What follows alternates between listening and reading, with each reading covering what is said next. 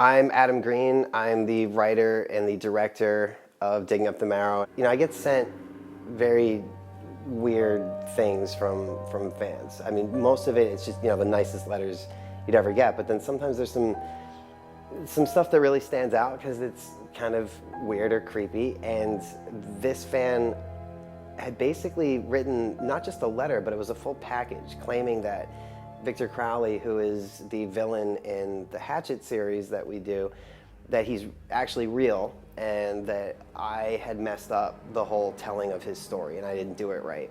And in this package, there were photographs of swamp areas in New Orleans, and areas were circled. This is where he really grew up. This is where he died. This is where the murders happened. And I mean, as far as fan mail goes, maybe save for some of the artwork and fan fiction that people send, it was one of the most compelling and artistic letters that I had ever gotten. I was doing an autograph signing at a Fangoria convention here in LA, and this guy came up through the line and he handed me this pamphlet called Digging Up the Marrow. He was there presenting Hatchet 2, I believe at the time, or at least previewing it. I was a fan of Adam's from Hatchet 1, and I just happened to see him and I was like, oh, like I don't have anything to offer in exchange for like your inspiration that you gave me, but here's this thing that I have. And it was just this pamphlet. It was this zine that I had done based around the art show that I had done around the Marrow. And that was kind of how we met. I was just all, here, I'm a fan, so, And I started reading the pamphlet that night, and the whole conceit of it was that, whenever Alex does an art exhibit, it's not just sticking up paintings that he's done. He goes several steps beyond that, and there's always a storyline to it. And Digging Up the Marrow was the story of William Decker, a former police detective who claimed that monsters were real and that he knew where they were. And he didn't take Alex to actually see the monsters, but he basically commissioned Alex to paint the things that he described that he had seen. And the whole thing's made up. But as I'm looking at these monsters and I'm thinking about that story, and then the fan who had sent me the letter, and it was just all sort of clicked. And I think it was like 2 or 3 in the morning, and I started texting Corey and Will, being like, well, I think I got this, I know what this is. And I contacted Alex, and he came down from San Francisco, and we had a meeting and shared our stories, and it really came together that easily and that quickly.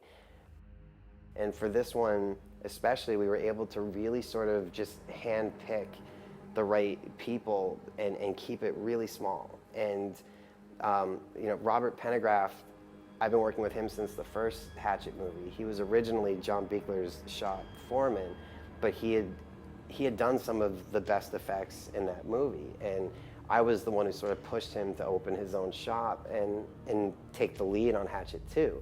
Hatchet 2 was where Adam convinced me to, open up my own shop and everything. And I was just kind of like, I have no idea where I'm going to do this at or anything. And he's like, just do it here. Because I had like a small section of the garage I was working with, because this whole place, there was a Cadillac parked in here and just all this excess furniture that my aunt had that she didn't want in the house. And he's like, try and figure if you can get it done in this garage. It'd be amazing. You can do a shop studio in here. And I was like, oh, okay. And so I went and talked to my aunt. She's like, I don't know. And I'm like, well, if we keep it all in the garage and like, if people come over to work and they just don't go in the house, then is that cool? And she's like, okay, fine, that's cool.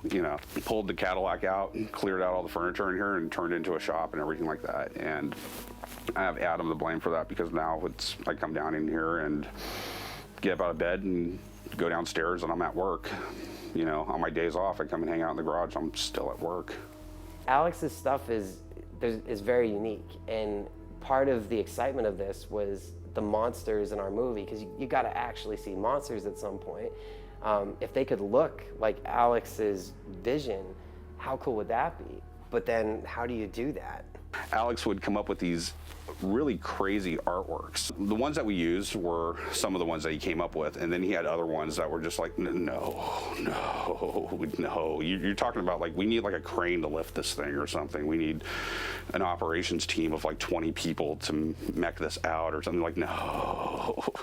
I know that I don't draw in a traditional way. I know that I make wrinkles where they don't exist. I have bone structures that probably doesn't exist, which coincidentally in this world of the Marrow, that fits. In bringing Alex's artwork to three-dimensional life on screen, the one major hurdle that we all had to sort of address first is that Alex's artwork is not necessarily realistic. I like imagining things that I haven't seen. If it's a shape, if it's a color, if it's a tooth, if it's a type of hand, if it's a monster, if it's a car, like I like the way things shouldn't be.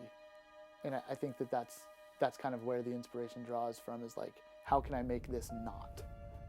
His creatures are not necessarily anatomically correct. Like, there's not necessarily a way where something that you know of or that is really in this world could move like that or bend like that.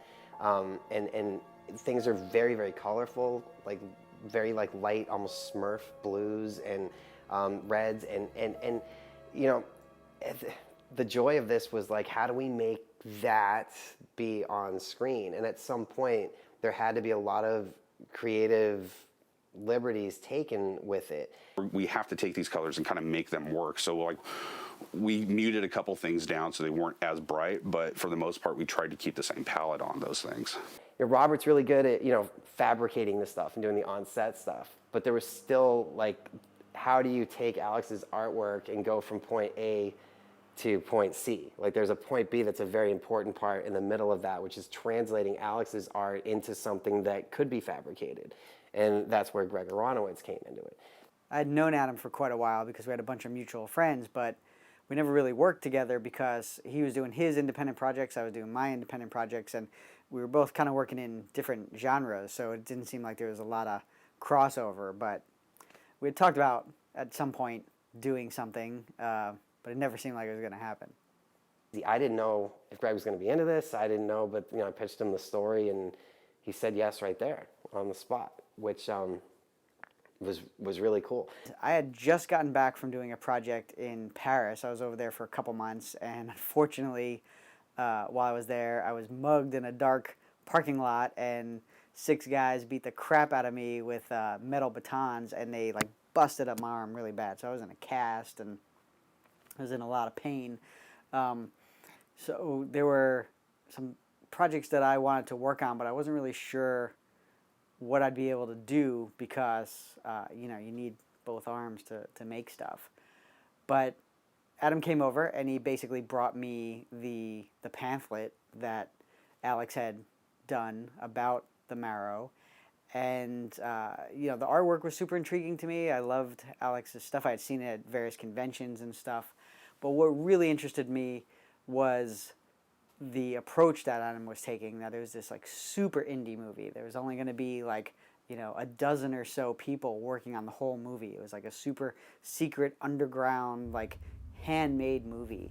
And, that's just something that I really believe in, and it's really hard to do. And I wanted to be a part of it to see if we can make it happen. Working with Greg was one of the most surreal parts of this, because I had never seen somebody translate my fake weird drawings in the way that, without trying to compensate the reality of them. Like, it was a genuine bring this image to life in the real world and make it believable, rather than let's fix this and make it look like everything else. And having Greg on board, getting the sculpture for the first time and looking at it and going like, holy crap, this thing is exactly the freaking artwork that Alex has made. And I'm blown away by this. And it's like, okay, we got Bagger here, we got Harlequin here, we got, Blossom here, we got all these characters. These are literally the transition from paper to physical form. You look at, here's what came out of Alex's head, and that's really awesome, but now we need a version of that can go through Greg's head, through Robert's hands, onto film. With this project in particular, it was really exciting to see the transformation of it from paper to the finished product. And I think, and then, it just felt like there was like a light shining down on this, where everything just clicked so fast and worked so well. Because now you have 3 different artists, 2 of which do makeup effects. Greg also directs, he also writes, Alex writes, and it's like, all right, is this gonna work? And it works so famously that even now to this day, Greg is still just sculpting things that Alex paints just for the fun of it and then sending it to him. I don't even know who you really are. My personal life is my business, you understand? It's my business. We have been upfront with you since day one. You know exactly who we are. My favorite of all the monsters was Chicken. And Chicken is the little one that comes running out of the bushes and just runs underneath the camera. My favorite monster that we made is Chicken because it's so gross. That first screening at Bonamathon, when Chicken came running out, especially with monsters, you're looking up here all the time. You're expecting a big monster, and this tiny little thing comes running out, and it goes under the camera, which in turn made the whole audience lift their feet up in their seats, which was such a cool moment. And it's been that way at every screening since. And I think that's probably my favorite moment to watch the audience in the movie, because nobody sees that one coming. Chicken had a track that he ran across, which was, we had to devise this, we made like this bullet that was like this egg-shaped bullet that would run through a piece 8-inch PVC tube. Once you pulled that bullet through, that bar would run back and forth like this onto the track, simulating him walking like that. And the faster that you pulled it through, the more he would start jiggling and running through. But the fact that that Greg got it so anatomically correct that Chicken actually has a rectum. You know what? It's something that it needed, you know, because like Alex didn't draw a rectum on it, and we're just like, you know, one of the things we wanted was these characters that had complete anatomy to them. That was like the first thing I remember seeing when I saw the sculpture. It was like, oh my God, this thing's amazing. Oh, is that an asshole? When I saw that Greg had actually put like the most realistic asshole on Chicken, my reaction was this. Why does everyone keep talking about this? I mean, it's nature. I don't know. Here's the thing, is I tried to follow Alex's artwork to the T, like every pencil line. It was just like, it was all black and white to me. I didn't want to change anything. I didn't want to like figure out what anything was supposed to be, but for whatever reason, when I would look at it, I understood, or at least I interpreted what I thought was his understanding of how these things were somehow once human, or like deformed humans or something. And to me, just looking at Chicken's profile, I was like, oh, I totally see like where the torso just like pinched off, and there's like the hips, and so this would be his belly button. But the one thing that Alex did not provide me in the turnarounds was a back view. So he gave me front and, you know, left side, right side. So I had to make up the back, but I had enough to connect everything, but except we got to this very end point, and, you know, it all twisted off into nothing. I don't know if any of my other monsters have assholes. I mean, I guess I've never looked. But Chicken has an asshole, and I think that that's awesome, because monsters have to poop too.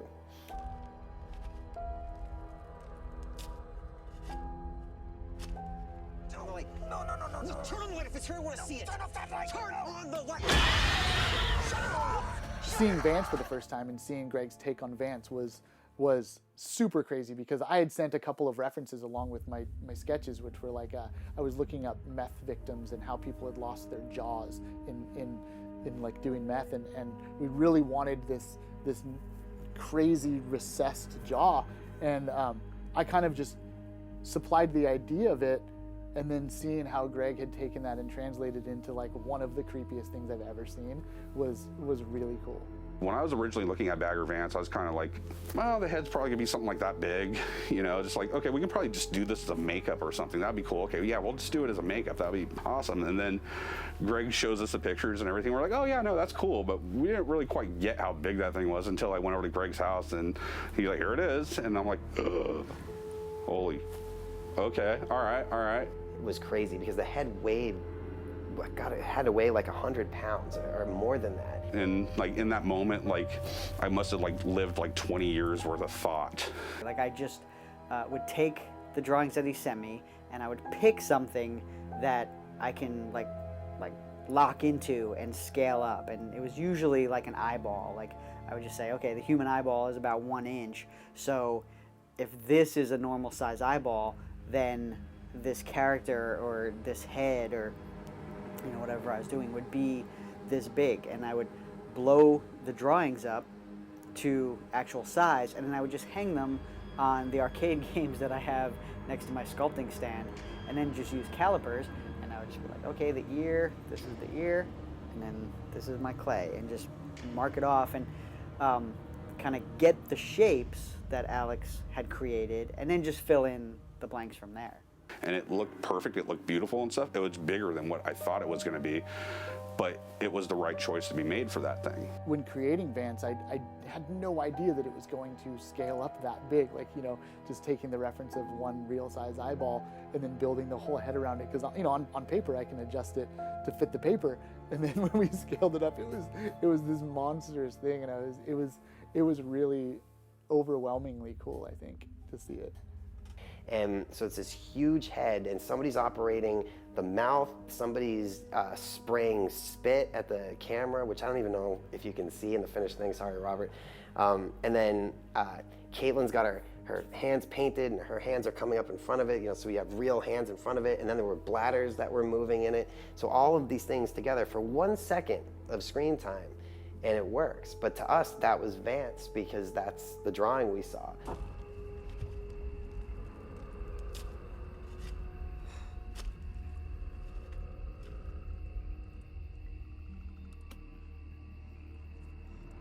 Guys.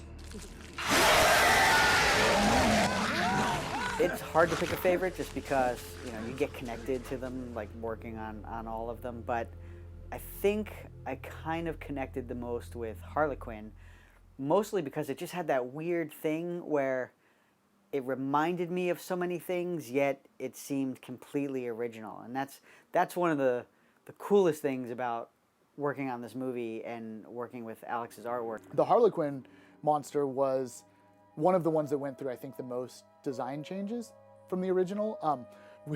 It was really gross in the beginning. I think all of the monsters were gross at one point. I don't think they're gross at all now. I think they're beautiful. But the Harlequin, I think, originally was this, that was, we called it Harlequin because it was inspired by a Harlequin baby. I'm not sure if you've seen those, but look them up. Harlequin babies. They're disgusting. And so we wanted to do what if a Harlequin baby had grown up? What if it had survived and grown up and still had the same features of this? So it was this giant, fleshy, veiny baby, and it was really weird. That one felt the most Henson to me because it was this huge, giant puppet thing that Nick was wearing, where Nick's head was inside Harlequin's shoulders, and then with his hand, he was puppeting Harlequin's face. And then there was this giant arm that came down that was on a rope. And I mean, there's just all these different things going on. So when he charges out, you'll see this arm kind of go like that out of the way. And then you see Nick's arm coming in, and then he starts puppeting this thing like that. So it's like, you got all this animation going on. And again, all of this for just a few seconds. And in the finished movie, it just worked well. Like, you know, they always say less is more. And I don't think we fully subscribe to that, because the one thing we're proud of with this film is it does deliver. It's not just spoken about or seen in shadows. We show you what you came to see, but we show you just enough. I think if things were on screen too much longer, there'd be something lost. Some of the magic wouldn't seem real anymore. Out of all the monsters, it's the most fantasy-based one, but still has a bunch of unique features. I mean, like when we created the multi-face gag, where, you know, the face is painted on just as a disguise, and then it moves up, like that was something that I had wanted to see from the very first time we started working on this movie, and so seeing it translated the way that it did is awesome. Shut it off. The triangle's outside. Come on, go. What is it? What is it? Drive around it. Drive around it. What the hell?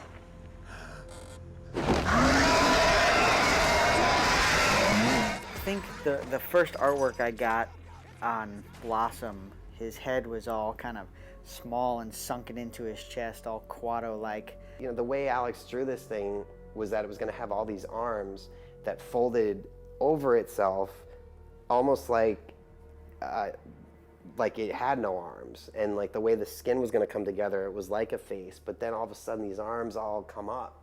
At some point before I started sculpting, it was decided that instead of doing another animatronic or like a puppet type thing, that his proportions would change and Blossom would actually be like a prosthetic, a makeup.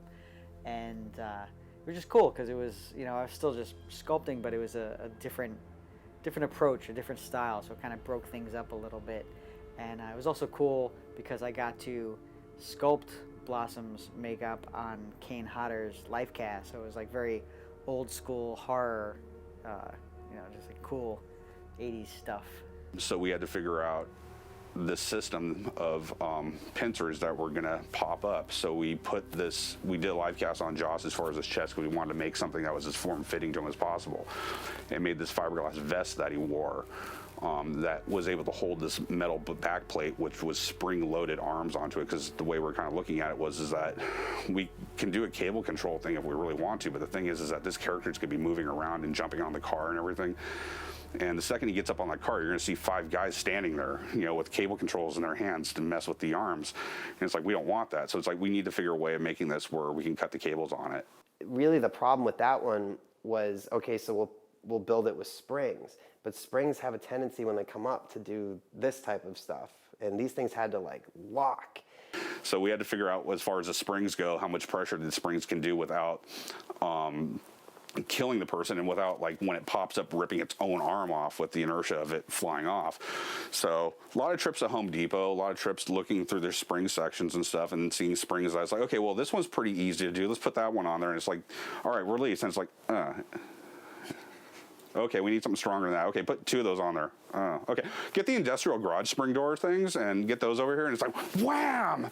Okay, so we need something in between those 2. So the springs ended up being super industrial and really heavy. And Josh Ethier, who's also the editor in the movie, I mean, everybody wore so many hats on this. He's in that suit and he's, you know, holding these giant springs down. And I just remember right before he was going to let them go, Robert having to explain to him, you have to get this right, because if those hit you in the face, they'll take your face off. And I was like, oh man, like all nervous. And all you hear from under that sack is Josh go, copy that.